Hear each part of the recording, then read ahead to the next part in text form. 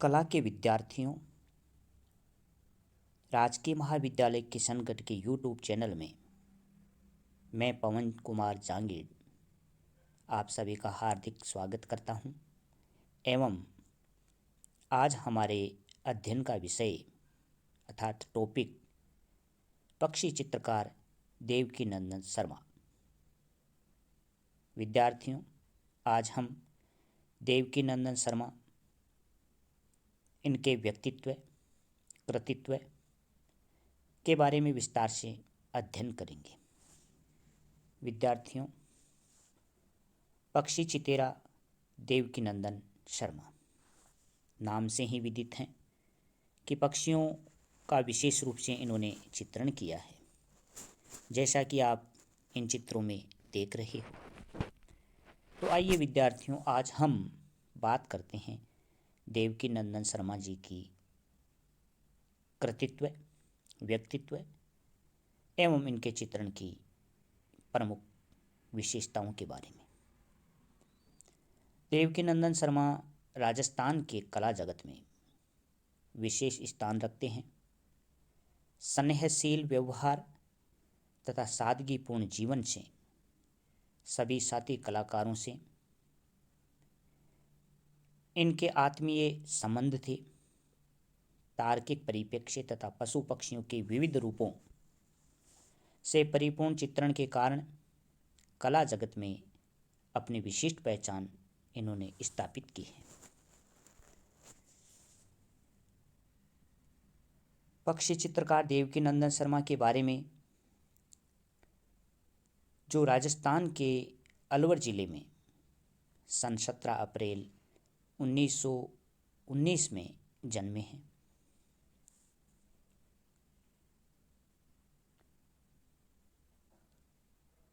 ये राज्य के उन वरिष्ठतम चित्रकारों में से थे जिन्होंने अपना संपूर्ण जीवन कला साधना में बिताया। आपके पिता व पितामह अलवर तथा जयपुर रियासत के प्रतिष्ठित राज्य कवियों में से थे, जो मोहन व प्रसाद के नाम से प्रसिद्ध थे। देश में पक्षी चित्रण में अग्रणी रहे देवकीनंदन शर्मा की कला अभिरुचि के कारण उनके पिता उन्हें सन 1931 में स्थानीय जयपुर के महाराजा स्कूल ऑफ आर्ट्स में दाखिला अर्थात प्रवेश दिलवाया। यहाँ पर कला मनीषी शैलेंद्र नाथ डे के सानिध्य में रहकर कार्य करने का सौभाग्य इनको प्राप्त हुआ और यहाँ इनके सानिध्य में इन्होंने कला की शिक्षा प्राप्त की। सन 1937 ईस्वी में राजस्थान बालिका विद्यालय वनस्थली विद्यापीठ से कला शिक्षण कार्य इन्होंने आरंभ किया, किंतु सन 1946-47 ईस्वी में देवकीनंदन शर्मा को शांति निकेतन जाने का अवसर मिला और यहाँ भारतीय इतिहास पुरुषों प्रोफेसर विनोद बिहारी मुखर्जी व प्रोफेसर नंदलाल बोस से इन्होंने टेम्परा, वॉश व भित्ति चित्रण पद्धति में तकनीकी बारीकियों का प्रशिक्षण लिया। विद्यार्थियों, देवकीनंदन शर्मा जी जब शांति निकेतन गए तो वहाँ पर इन्होंने विनोद बिहारी मुखर्जी, नंदलाल बोस जैसे कलाकारों से टेम्परा, वास पद्धति का अध्ययन किया। शांति निकेतन से लौटने के बाद में देवकीनंदन शर्मा जी अपने गुरुजनों के आग्रह पर वनस्थली विद्यापीठ में सन 1953 ईस्वी से प्रत्येक ग्रीष्मावकाश में भित्ति चित्रण प्रशिक्षण शिविर का आयोजन करते रहे हैं। सन 1953 में वे वनस्थली विद्यापीठ पहुँचे और यहाँ पर इन्होंने भित्ति चित्रण प्रशिक्षण आयोजन किया और प्रत्येक ग्रीष्मकाल में आयोजन करते रहे, जिसमें कई देशी विदेशी कलाकारों ने इनकी विधा की बारीकियों को सीखा। आज सैकड़ों देशी विदेशी कलाकार देवकीनंदन शर्मा से इस श्रमसाध्य विद्या को सीख चुके हैं। वह वनस्थली विद्यापीठ की भिंतियों पर जयपुर प्रेस को विधि, आलागिला, आराइस, इतालवी व टेम्परा विधा में सुंदर चित्राकृतियाँ देखी जा सकती है।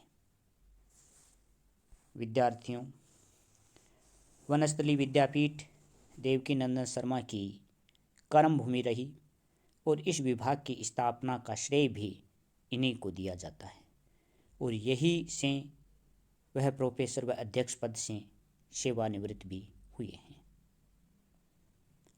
जयपुर के 5 सितारा होटल, क्लार्क आमेर एवं जयपुर के रेलवे स्टेशन पर इनके द्वारा बनाया गया भित्ति चित्र इनकी जो पद्धति रही टेम्परा पद्धति में कलात्मक दक्षता का सटीक उदाहरण प्रस्तुत करता है। वनस्थली विद्यापीठ में कला विभाग की स्थापना से लेकर उसको विकासोन्मुख करने का श्रेय इन्हीं को जाता है। अब हम बात करते हैं देवकीनंदन शर्मा की कला की। विद्यार्थियों, देवकीनंदन शर्मा ने अनेक विषयों का चित्रण किया, लेकिन सबसे ज़्यादा इन्होंने पक्षियों के चित्र बनाए, जिसमें मोर, कबूतर, कोयल, बुलबुल शामिल हैं। इन्होंने लगभग 1000 से अधिक पक्षियों के चित्र बनाए, जिसमें इन्होंने पेन व स्याही का प्रयोग किया। साथ ही जल रंग, तेल रंग में भी इन्होंने चित्रण कार्य किया। देवकीनंदन शर्मा को यूं तो अनेक पुरस्कार व सम्मानों से नवाजा जा चुका है, किंतु मुख्य रूप से विश्वविद्यालय अनुदान आयोग ने उनके कला के योगदान के फलस्वरूप उन्हें प्रोफेसर एमेरिटस की उपाधि से सम्मानित किया और इसके बाद में शिक्षा एवं संस्कृति मंत्रालय ने इनको सीनियर फेलोशिप भी प्रदान की।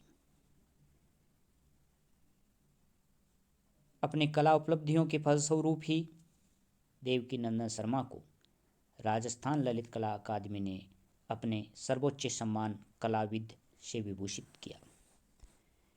इसके अलावा इनको सन 1959, 62, 67, 68 और 69 ईस्वी के उत्कृष्ट चित्रों के लिए राज्य की कला वार्षिक प्रदर्शनियों में पुरस्कार भी मिल चुके हैं।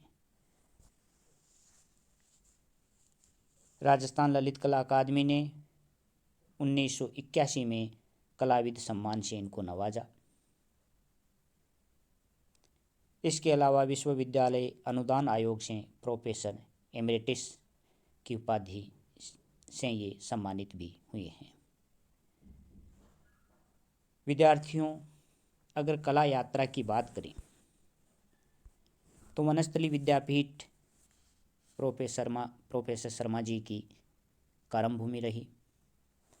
वहीं पर रहते हुए इन्होंने अनेक विषयों पर चित्रों का निर्माण किया, जिसमें ऐतिहासिक गाथाएं, तीज त्योहार, पौराणिक गाथाएं, जनजीवन, देवी देवता, दृश्य चित्र और पशु पक्षी प्रमुख हैं। देवकीनंदन शर्मा ने सभी जातियों के पक्षियों, मोर, कबूतर, कोयल, बुलबुल को बहुत नज़दीक से देखा, उनका अध्ययन किया एवं विभिन्न पक्षियों को सूक्ष्म व स्थूल तरंगों के साथ उनकी मूल वृत्तियों को भी इन्होंने उजागर किया है।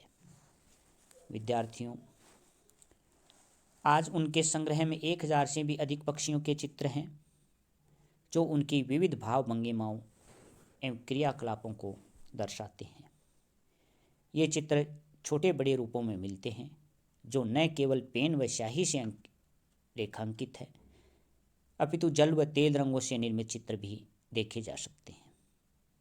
अन्य विषयों के चित्र जैसे जल रंग व वास तकनीक में बने हुए हैं, जिनमें सौम्यता, पारदर्शिता, शुद्धता एवं सूक्ष्मता प्रदर्शित है। इन्होंने पारंपरिक टेम्परा का भी भरपूर उपयोग किया।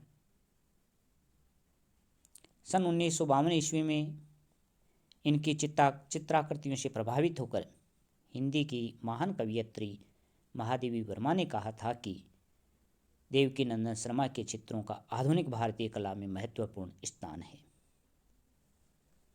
1963 ईस्वी में लंदन की ट्राइन कला विधि के संचालन एडी ट्राइन ने अंतर्राष्ट्रीय पक्षी कलाकारों के पक्षी चित्रों का अध्ययन किया। इसमें 18 देशों के पक्षी कलाकारों के चित्र प्रदर्शनी के लिए चयनित किए गए। उनमें से देवकीनंदन शर्मा भी एक थे।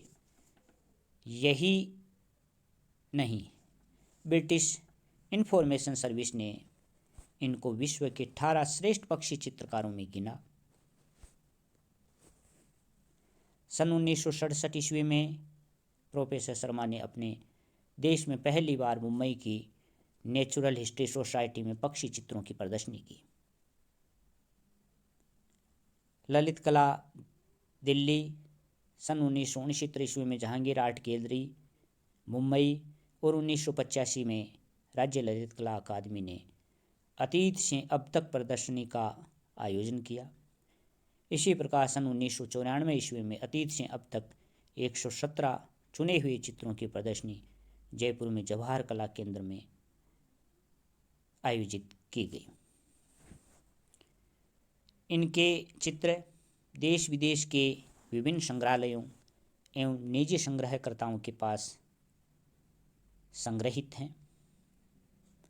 देवकीनंदन शर्मा जी जीवन पर्यंत समर्पित भाव से सृजनरत रहे और 24 अप्रैल 2005 को वे इस कला जगत को सुना छोड़ गए। तो इस प्रकार विद्यार्थियों देवकीनंदन शर्मा जी की कला यात्रा रही है। फ्रेस्को की विधा को इन्होंने लोकप्रिय बनाया। वनस्थली में हर वर्ष ग्रीष्म अवकाश में फ्रेस्को शिविर का इन्होंने आयोजन किया और देश विदेश के कई कलाकारों विद्यार्थियों को इस माध्यम का ज्ञान आपने करवाया। आप इटालियन व जयपुर दोनों ही तरह के फ्रेस्को तकनीक में सिद्धहस्त चित्रकार रहे हैं। इन्होंने विद्यार्थियों को भी अपनी जड़ों, जमीन और प्रकृति के प्रति विनम्र भाव रखने की सीख दी है। इन्होंने परंपरागत, पौराणिक व सांस्कृतिक पक्षों को लेकर विशेष रूप से चित्रण किया है। साथ ही वस्तु चित्रण, दृश्य चित्रण एवं व्यक्ति चित्रण कार्य भी खूब किया। पक्षी चित्रण में इनकी विशेषज्ञता विश्व स्तर पर जानी जाती है, जिनमें राष्ट्रीय पक्षी मोर का अनेक भाव मुद्राओं में इनका चित्रण अद्वितीय है। मोरों के अलावा ढोला मारू, यात्रा बैलगाड़ी की, स्नान, कबूतर, गिरगिट, बाजार की ओर, विश्राम, कोय आदि बहुचर्चित कृतियाँ रही है। इस प्रकार विद्यार्थियों आज हमारा टॉपिक रहा पक्षी चित्रकार देवकीनंदन जी शर्मा। पुनः अगले वीडियो में एक नए कलाकार के साथ हम मिलेंगे। तब तक विद्यार्थियों प्रतीक्षा में। धन्यवाद।